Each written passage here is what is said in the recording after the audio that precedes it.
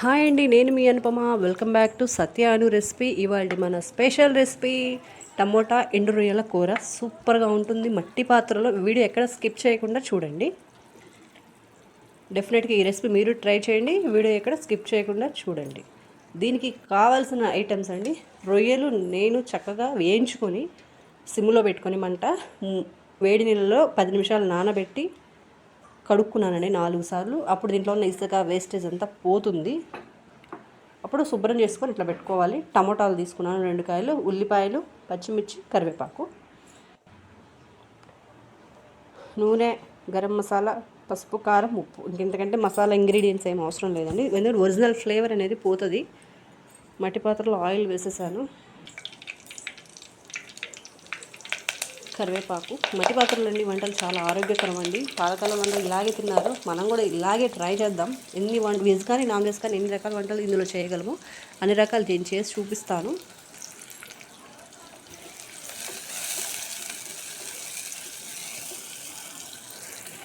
నా YouTube journey అనేది start అయిందండి. ఇప్పుడిప్పుడే బుల్లి అడుగులు వేసుకుంటూ యూట్యూబ్లో అడుగు పెట్టాను. మీరందరూ నన్ను సపోర్ట్ చేయండి. నా ఛానల్ని సబ్స్క్రైబ్ చేసుకోండి. చూసారా, ఎండు రొయ్యలు అనేది ఖచ్చితంగా ఇలాగ ఒక 10 నిమిషాలు అనేది ఆయిల్లో వేపుకోవాలి. అప్పుడుగా నా పచ్చి వాసన అనేది పోదు.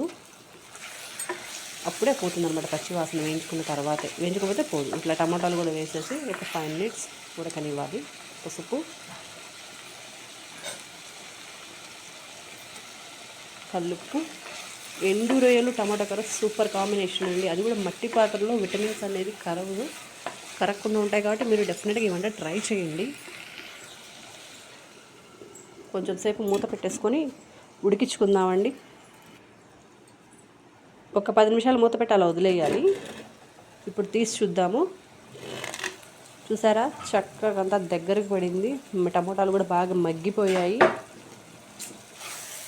జాగ్రత్తగా మట్టి పాత్ర కాబట్టి చిన్నగా కలుపుకున్నామండి. ఎట్లా పడితే కలిపితే మళ్ళీ మట్టి పాత్రలు విరిగిపోతాయి. ఈ మట్టి పాత్రల కోసం నేను చాలా కష్టపడ్డాను తేవటం కోసం. వాటర్ కొంచెమే పోసాను. ఇదంతా బాగా దగ్గర పడాలి, గ్రేవీ అనేది చిక్కబడాలి. ఇందులో ఇంకా ఎటువంటి మసాలా ఇంగ్రీడియంట్స్ వేయాల్సిన పని లేదు.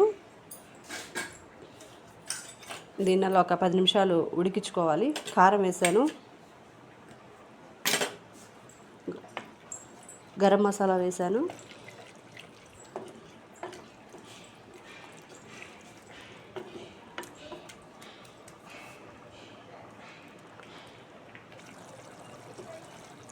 నాకైతే నోరు ఊరిపోతుంది. ఎప్పుడెప్పుడు తినేద్దామా అని ఉంది. డెఫినెట్గా ఛానల్ని సబ్స్క్రైబ్ చేసుకోండి, లైక్ చేయండి, షేర్ చేయండి. మీ అభిప్రాయాన్ని కామెంట్